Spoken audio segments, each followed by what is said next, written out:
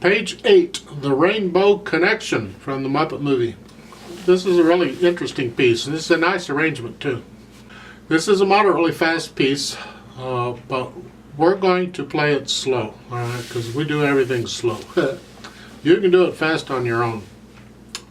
There is an asterisk at the top. Normally music doesn't use an asterisk. This one is brings out a note. There's a note at the bottom, right, saying the eighth rest is the same as an eighth note, but you're silenced. But you already knew that because I've already explained all that junk. It's saying there's an eighth rest at the beginning there for the right hand, and you're simply going to come in on the last half of the first count. So if I go 1 and 2 and 3 and, you come in on and of 1. So it's 1 and. That's fine. It's not a problem. Not a problem for me. I don't know about you. Now, the hands are going to move around a little bit. Okay, take a look at the last measure of the first line in the right hand, because you've been here. Now you got to go up to here. Now, hopefully, you can make that move without having to look down at the keyboard, okay? Because you're only going up one note. And the hand stays the same. It's just going up one note. And it's important you learn to do that. So try not to look at the keyboard for that move. For one measure, and then you got to go back down where you were for the first measure of the second line. Page 9, second line, first measure. They're showing you third finger on the F sharp. If you can, I still recommend using different fingers on repeated notes. You can use the third finger on all three if you want. It's fine. I would use a 3-2-3. Just so I'm using different fingers on the same repeat. It's just a good habit to get into, and when you get into more difficult music, it becomes a little more important to do that. So, if you can do it now, you're a little better off. On page 9, on the third line, take a look at the first and second measures. In the right hand, you've got F sharp to G, and then they're showing a thumb on the D, excuse me. I recommend the first, that eighth note D, play second finger, and then on the quarter note D, the next one, play first. It's a better fingering in my opinion, so I would do that. The measure would be that. I can't do much about measure 34. I would like to use two different fingers on those two B's, but sometimes you can't. Alright, so we're going to just stick with it. Left hand. You're starting out here, and that's fine. Take a look at the second line. First measure, then it ends with an F sharp, going down to an E. That can be tricky if your fingers aren't up to it, alright? So you may have to practice that. Try and get it. So you're pushing the notes down at the same time on those chords. Then in the third measure, you got to reach up, the thumb up to get the C. You're not really moving the hand, just move the thumb up, because in the fourth measure you need the D. So you're moving the little finger down, we're spreading out. And then in the eighth note is, you're fine. So you work those out. Try and do it without looking at the keyboard if you can. These are small movements. So you ought to be able to feel your way around on these little bitty things. And it's important that you force yourself to get into that. Third line down. Second measure, you have it here. Second finger on the G. Just follow the fingering they're showing you. It's fine. Again, try not to look down at the keyboard if you can. You have pedal for the last two measures, so we will include the pedal. Take a look at measure 14. That's the last measure of the third line on page 8. Careful on the fingering. You're starting out here. And that left hand has to play that B with the second finger because of what's coming up. Alright, and the B on that one and the C on the next measure are melody. Alright, so here, be aware of that. You want to bring out the melody. And you'll have to work it out because it kind of goes between the two hands in places. Take a look at the second line on page 8. The B in the left hand, that's melody. If you can, play it louder than the G. If you can't, then alright, don't. If you can, do it. We want to hear the melody. Alright, the rest of it is accompaniment. Keep it down. If you can. Takes some practice and it takes some control, but it'll make you a better pianist, a better musician. Then you have one little thing in here that I think might be an error. But it's a minor thing, but I'm going to point it out anyway.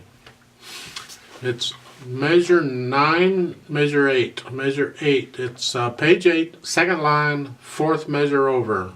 5, 6, 7, 8. Measure 8. In the right hand, you have a quarter note and a half note.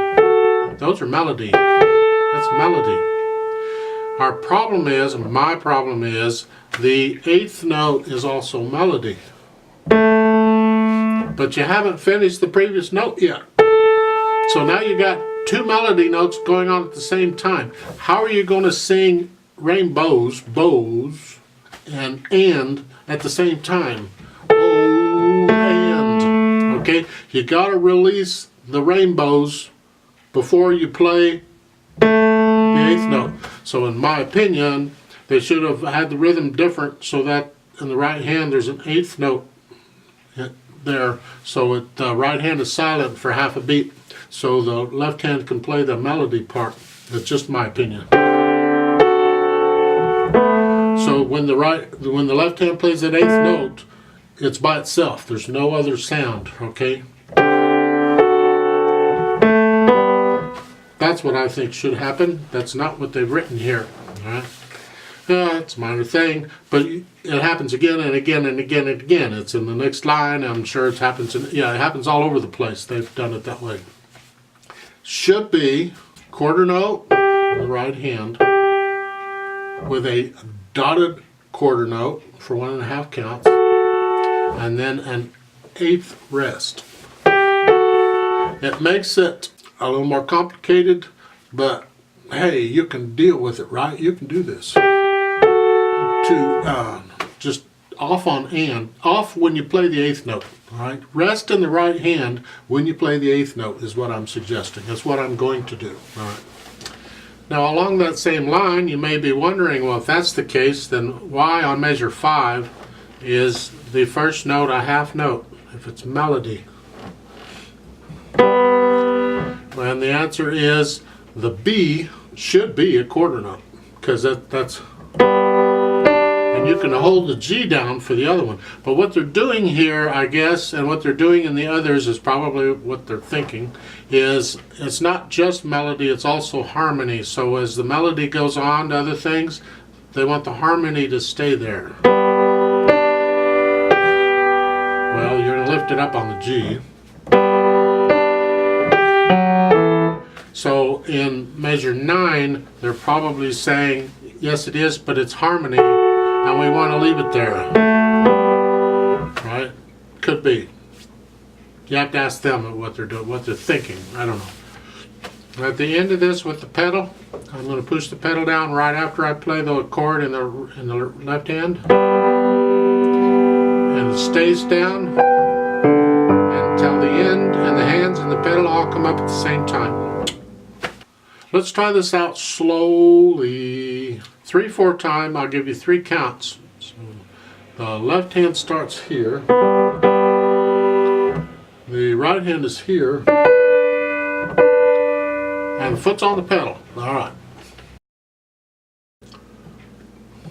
1, ready, and go, and.